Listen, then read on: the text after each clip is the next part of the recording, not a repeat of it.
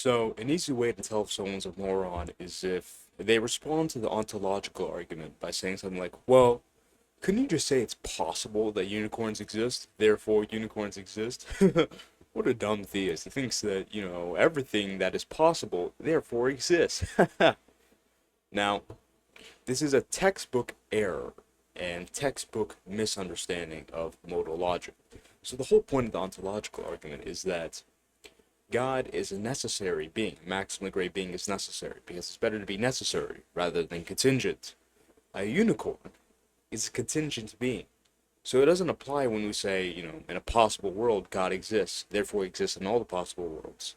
A unicorn doesn't have that property because a unicorn's contingent. A unicorn can exist in one world and not another. That's fine. Just much like humans, much like this bottle, much like this pen, much like your mother. These things don't need to exist. They're contingent objects. Your mother's a contingent object? Let's be serious. Let's be serious. Your mother's a contingent person, like all other people. So, unicorns do not refute the ontological argument. And this goes for if you try putting anything in its place. I've seen like Elmo. They use Elmo a lot. I don't know why they love Elmo so much. But they also put him in other arguments, like the cause of the universe is Elmo. It's possible. Elmo does exist, so I don't really know why they would put it in an ontological argument, but I've seen it. I don't know why. I don't know why they do it. And I'll go over more about necessity and contingency, I suppose. So, a maximally great being is necessary. And in the video about I would refer you to the video I made about the ontological argument because there's some photos there that'll make it easier to understand. But imagine three different representation of possible worlds. Now, when philosophers say possible worlds, they mean a way the world could have been. So we have three squares full of a bunch of circles. Each circle is a possible world.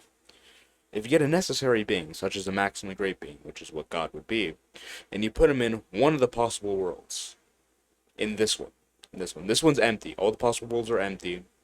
Here we have all the possible worlds, and we put God in one of them. A necessary being. Now, what does it mean to be necessary? It means that you have to exist. The thing must exist. Much like a number. Numbers are considered necessary objects, things, whatever you want to call them. So, the mere existence of God in a possible world, seeing that God is a maximally great, necessary being, must mean necessarily God exists in every other possible world. Same goes for numbers. Numbers exist in every possible world because numbers are necessary things. So that would be the third diagram, all the possible worlds with God in it. Now, if God is in every possible world, then God is in the actual world. And if God's in the actual world, then God exists. Now, when you try doing this with a unicorn, like I said, you put a unicorn in a possible world, which, sure, possible world, a unicorn could exist, but it lacks the property of necessity. A unicorn is a contingent being, contingent thing.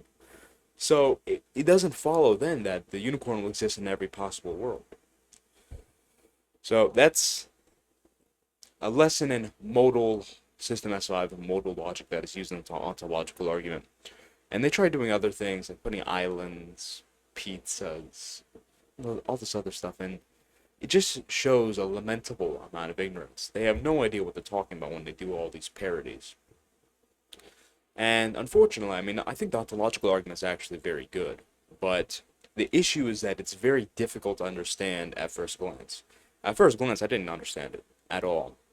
But what really helped me understand it was seeing the pictures. Like seeing a visual representation of how necessity works. And how if it exists in one world, it must exist in all. So that's why I would refer you to the video I made about the ontological argument, because that video will cover exactly what I just talked about.